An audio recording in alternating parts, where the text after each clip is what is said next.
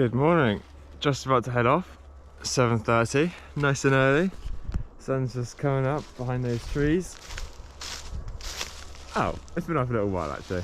That's good. I didn't realise. Anyway, the dog has been pestering me for food all night and all morning. So I was like, fine, I'll give you some of these cookies. Not sure whether dogs can eat them or not, but I gave him some. But as I was giving them to him, he got a bit scared. He went away, looked at me for ages, and then just fucking ran off. So he didn't even get to eat them.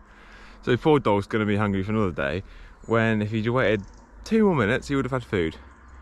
But that's quite common, isn't it? Anyway, I'm gonna head off. Bike shop in an hour and a half, 30 kilometers, opens at 9. So I should be there when it opens. Yeah.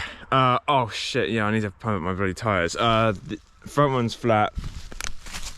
Rear one is also getting flat, so I'm just gonna get him to completely sort it out, because fuck me. I'm riding over a shark soon. That's pretty cool.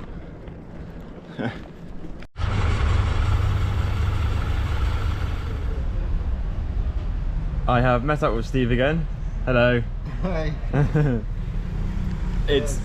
It's been a long morning, good morning. I went to a cafe and then a bike shop, a repair bike shop. I will tell you all about that later. But for now, yeah, I met up with Steve again because we were keeping in contact and he's in the same town as me, obviously. We're gonna go for a nice meal, local food we're gonna try this time. So we're gonna go there and then we'll see. Yeah, we'll do that.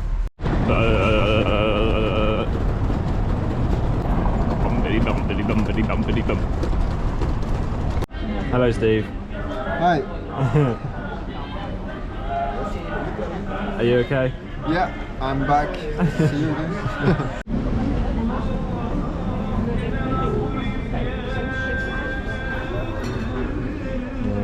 Don't know what to say.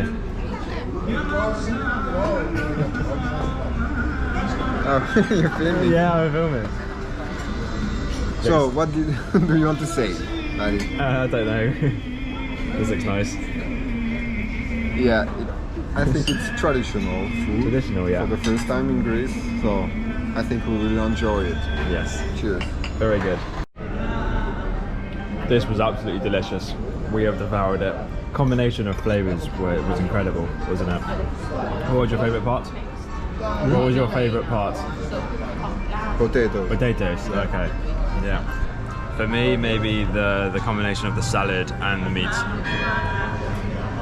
Which is basically everything apart from the potatoes.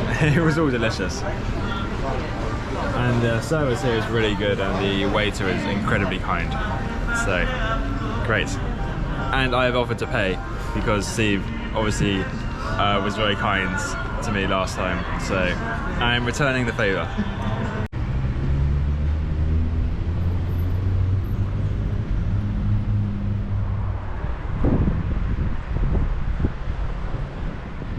I had a lovely lunch with Steve, but as you can tell it's getting dark, so I'm rushing off to find a wild camping spot. It is 4:15, sun sets before 5, and it'll be fully dark by 6. So I am, yeah, going quite fast. I think I found a spot, but it's in a place I can get to by sunset. Once I arrive, I'll explain everything that's happened today because I've missed out quite a few things. Okay, see you soon. What a beautiful sunset. So nice. Right, I have come down this track and I'm going up there. It's not a great spot. In fact, there's 2. I'm meant to choose which one. But it's getting dark. Obviously, the sun has already set, so this will do. Good news is it's really quiet. Hopefully, I won't be disturbed by anyone, any tractors, any dogs. I will explain a bit more once I set up. Hello. It isn't really this light. I have my torch. See. Right, I have finally set up. Well, not finally, but as in, at the end of the day, I am done. The reason I went there is just because the ground is a little bit softer than anywhere else. This particular patch is very solid, but there was a little bit softer. Oh, don't know what to say. Been a long day. I need to explain what happened earlier, but I keep putting it off because I just want to sort myself out. I'll explain now. Red me because otherwise it's too bright. Right, I've got a list because I'm probably going to forget something. Firstly, I went to a cafe which was right next to the bike shop. I went there and I gave them my battery pack to charge whilst I went to the bike shop, because this way if I took like an hour in the bike shop, which it probably was about that, then my battery pack would get an hour's worth of charge because it was pretty low. I then went to the bike shop, and this was much needed because my bike just felt like it was falling apart. It had 3 or 4 problems and it just made me not really enjoy the cycling that much. I just wasn't feeling comfortable. The first problem was all of the punctures, and you know, you might think, oh, you can fix those yourself, but as always with going to the bike, well, most times when I go to a bike shop, I really don't regret it because they see something which I didn't see, they do something else, and it's always worthwhile. He said to me, Greece is known, well, okay, it's not known for this, but it's very common in Greece at this time of the year for really big thorns. And the thorn I found in my tyre the other day was huge. I mean, look at this video with Steve of how many thorns there were in his tyre. This is Steve's tyre. Look how many thorns there are. You know, that's just ridiculous. So I'm very glad I went to him because he just kind of sorted everything out with that. So what he did was he inserted this yellow paste into my tyre because the valve on the inner tube is removable. So he inserted some yellow paste, and he didn't even repair the inner tube. This yellow paste will repair the inner tube by itself and hopefully prevent future punctures. Not sure about this. I haven't heard of it before, but some of you may have. So maybe you can let me know in the comments section if it's good or not. I don't know. So that all sorted. That was really good. Happy with that. And the tyres seem to be fine now. The next problem was with the gears, and I have fixed this myself before.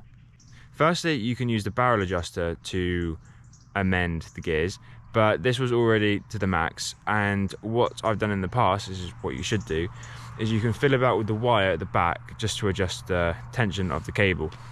But I don't really like doing this. It's the same with the brakes because it's really hard to do without any pliers or something to, like, some metal to really grab the wire. Otherwise you have to do it with your fingers and it's quite difficult to do. I'm glad that he could do that for me because he had all the right tools. And it took him a second. He probably didn't charge for it either.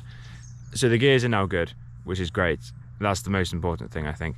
Then finally, it's a speed wobble, which, as you have seen before, I can maybe put a clip of it now from this morning.